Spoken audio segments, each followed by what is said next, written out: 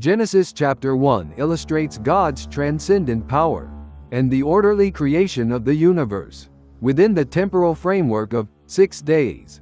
In the beginning, when God created the heavens and the earth, the state of the world was formless, empty, and darkness was over the surface of the deep. This signifies a state of lack of order, where the Spirit of God was hovering over the waters, preparing for creation. Day 1 with the word, "Let there be light."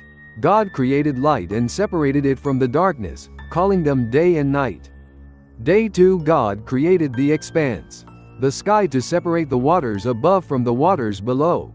Day 3 God gathered the waters below into one place to distinguish dry land earth from the seas, and caused the land to produce various vegetation, seed-bearing plants, and fruit trees according to their kinds.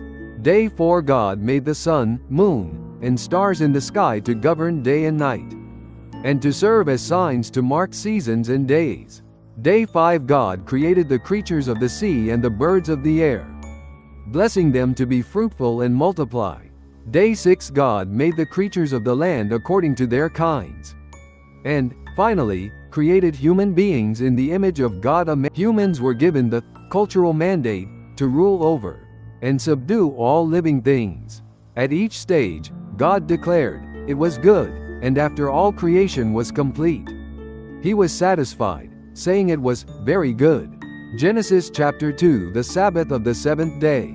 God finished all His work of creation and rested on the seventh day. This was not merely taking a break, but signified the completion of creation. He blessed Sabbath day and made it holy.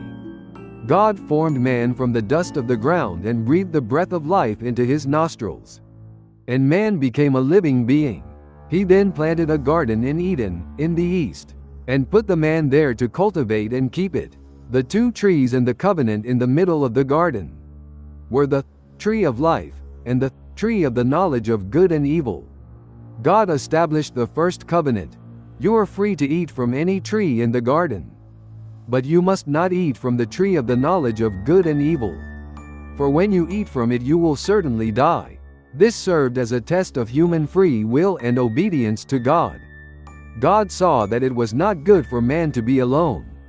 He caused Adam to fall into a deep sleep, took one of his ribs, and created Eve. Adam declared, "This is now bone of my bones and flesh of my flesh." This marks the origin of the first human family and marriage, showing the principle of union, where two become one flesh. The beginning of relationships. It shows that the completion of creation lies in establishing right relationships between God and man, man and nature, and man and woman. Thus the heavens and the earth were finished, and all the host of them. Genesis chapter 1 and 2 provides fundamental answers to why humans exist and how we ought to live.